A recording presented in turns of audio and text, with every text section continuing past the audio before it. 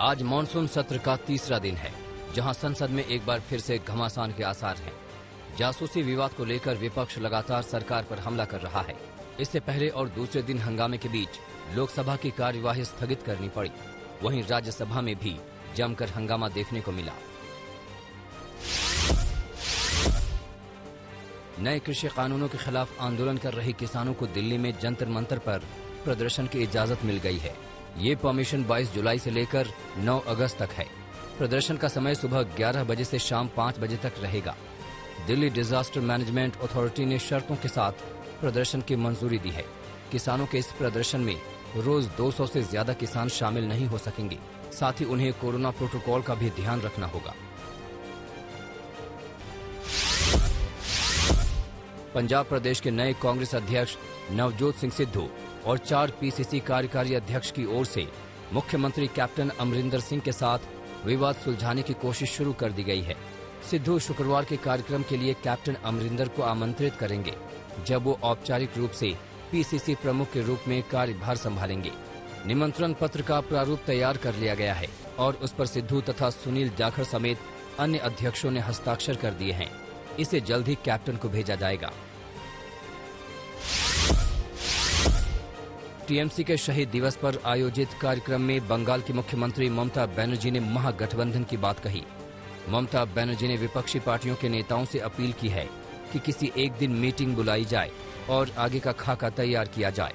ममता ने विपक्षी पार्टियों के नेताओं से अपील करते हुए कहा कि लोकसभा चुनाव में अभी 3 साल बाकी हैं, लेकिन हमें बहुत जल्द शुरुआत करनी होगी।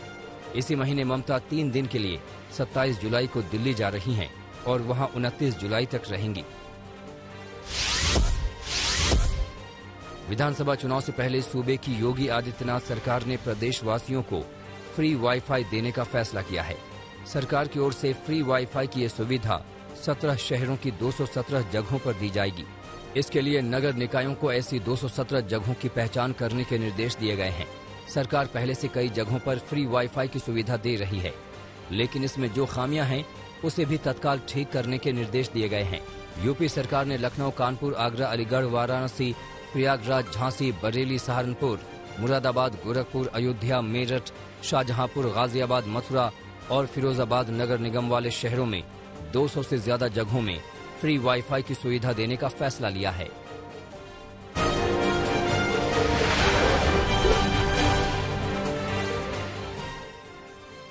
अमेरिका के सेंटर फॉर ग्लोबल डेवलपमेंट की एक रिपोर्ट में दावा किया गया है कि भारत में कोरोना वायरस संक्रमण से मौत का आंकड़ा 34 लाख से 49 लाख के बीच हो सकता है।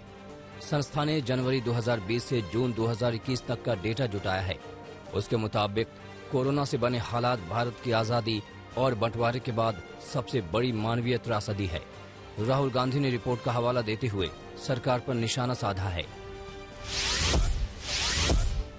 असम में सीएए एनआरसी को लेकर संघ प्रमुख मोहन भागवत ने बड़ा बयान दिया है।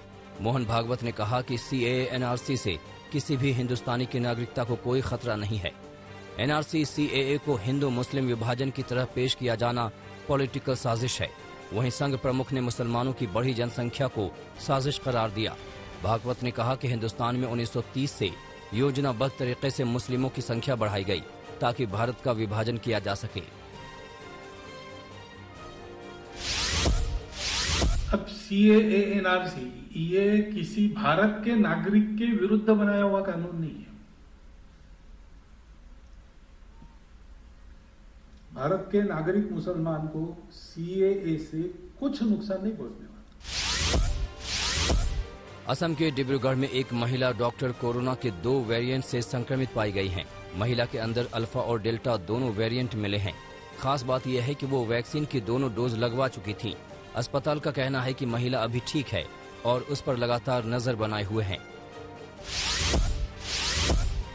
राजकुंद्रा पर पुलिस का शिकंजा तेज हो रहा है। कुंद्रा के दफ्तर में पुलिस ने छापेमारी की है, जहां सामान जब्त किया गया है। वहीं राज का सर्वर सीज कर दिया गया है, जिसमें पॉर्न अपलोड को लेकर जांच की जा रही है। राजकुंद्रा के पॉर्न बिजनेस से जुड़े नए चैट सामने आए हैं। इन चैट से पता चलता है कि उनके पास अपने इस बिजनेस को ऊंचाइयों पर ले जाने का प्लान भी तैयार था। पॉर्न कंटेंट लोगों तक पहुंचाने के लिए जिससे हॉट शॉट्स ऐप का इस्तेमाल किया जा रहा था, उसे 2020 में पहले एप्पल और बाद में गूगल ने अपने प्ले स्टोर पर बैन कर दिया था। इसका सीधा असर कुंद्रा की पॉर्न कंटेंट से होने वाली कमाई पर हुआ, जिसके चलते उन्होंने प्लान बी के तहत नए ऐप बॉली फेम को तैयार कर लिया।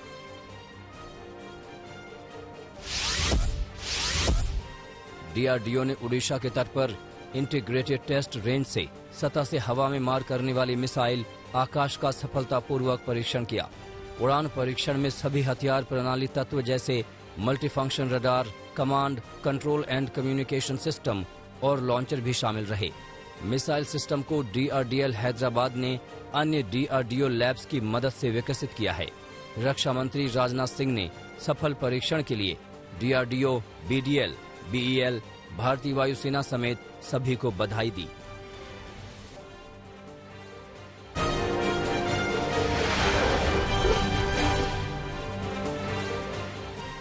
नोएडा पुलिस ने गाड़ियां चुराने वाले एक गिरोह का पर्दाफाश किया है। पुलिस ने इस मामले में 3 आरोपी पकड़े हैं। पुलिस के मुताबिक पकड़े गए आरोपियों के पास से चोरी की 2 कारें और चोरी की 16 बाइक बरामद हुई हैं। पुलिस ने आरोपियों के पास से हथियार भी बरामद किया है। पुलिस अब पूरे मामले की तफ्तीश कर रही है और पता लगा रही है कि इन आरोपियों ने और कहां-कहां चोरी की वारदात को अंजाम दिया है। गाजियाबाद के लोनी इलाके में तैनात सब इंस्पेक्टर लव कुमार को एसएसपी अमित पाठक ने सस्पेंड कर दिया है। आरोपों के मुताबिक लोनी इलाके में 2 लड़कियां गायब हो गई थीं। लड़कियों के परिजनों ने उनके पास गुमशुदगी की रिपोर्ट भी दर्ज कराई थी, मगर सब इंस्पेक्टर ने लड़कियों के परिजनों से पुलिस की गाड़ी में डीजल डलवाने के लिए पैसे मांगे, जिसे देने के लिए पीड़ित परिवार ने अपने घर की गाय बेच दी। एसएसपी के संज्ञान में मामला आने के बाद सब इंस्पेक्टर को सस्पेंड कर दिया गया है और लड़कियों को जल्दी तलाशने के निर्देश दिए हैं। असम के बोगाई गांव में पुलिस मुठभेड़ में सुपारी माफिया अब्दुल मन्नान के पांव में गोली लगी है। जानकारी के मुताबिक अब्दुल मन्नान की गिरफ्तारी के बाद पुलिस उसे अपराध वाली जगह पर शिनाख्त के लिए ले गई थी, मगर लौटते वक्त आरोपी ने पुलिस पर हमला करके भागने की कोशिश की। आरोपी ने पुलिसकर्मी का हथियार भी छीनने की कोशिश की। इस मुठभेड़ में आरोपी के पैर में गोली लगी और उसे अस्पताल ले जाया गया।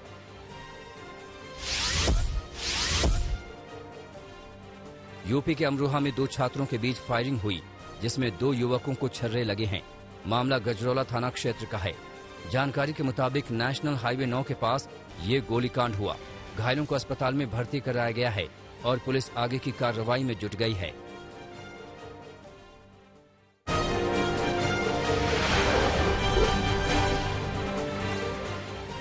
चीन के हेनान प्रांत में आई बाढ़ में कम से कम 25 लोगों की मौत हुई है।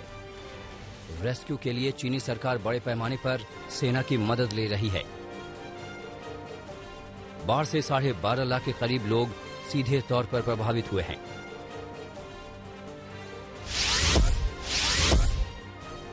बाढ़ से जर्मनी भी बेहाल है। अब तक 171 लोगों की मौत हो गई है। 700 से ज्यादा लोग बाढ़ में घायल हुए हैं और 155 अभी तक लापता बताए जा रहे हैं। जर्मनी में बड़े पैमाने पर आई बाढ़ के चलते मृतकों की संख्या बढ़ने का अंदेशा जताया जा रहा है।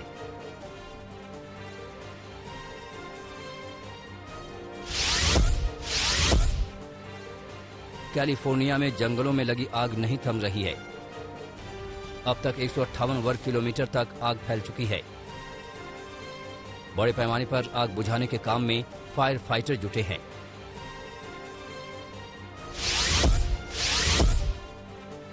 साउथ कोरिया में कोरोना के एक दिन में रिकॉर्ड 1784 मामले सामने आए हैं।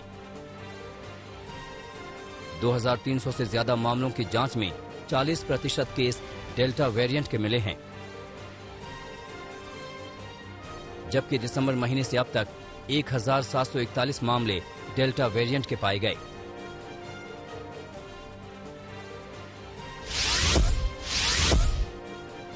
दुनिया में अब तक कुल 41,33,000 से ज्यादा लोगों की कोरोना से जान जा चुकी है।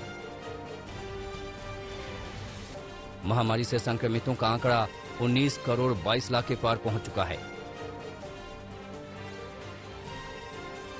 अब तक 17 करोड़ 49 लाख से ज्यादा लोगों ने इस वायरस को मात दी है।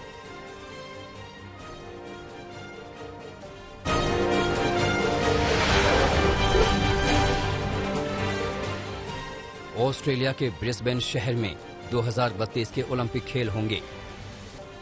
अंतर्राष्ट्रीय ओलंपिक समिति ने ब्रिस्बेन को 2032 में होने वाले ओलंपिक खेलों की मेजबानी करने का अधिकार दिया।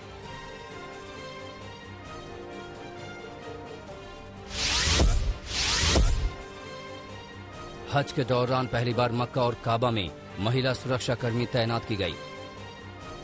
कोरोना के चलते लगातार दूसरे साल सऊदी अरब ने सिर्फ अपने नागरिकों को हज करने की अनुमति दी है।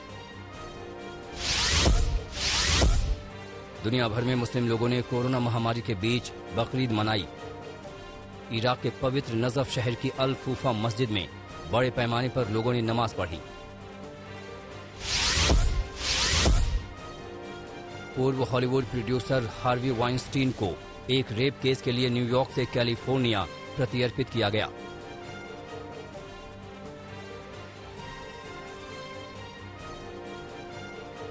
वाइनस्टीन को फरवरी 2020 में न्यूयॉर्क में यौन उत्पीड़न और बलात्कार के लिए दोषी ठहराया गया था, जिसमें उन्हें 23 साल की जेल की सजा सुनाई गई थी।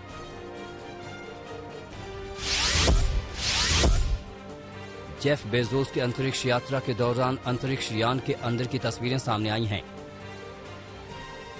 अंतरिक्ष पहुंचे सभी यात्री विमान के अंदर गुलाटी खाकर जीरो ग्रेविटी का मजा ले रहे हैं।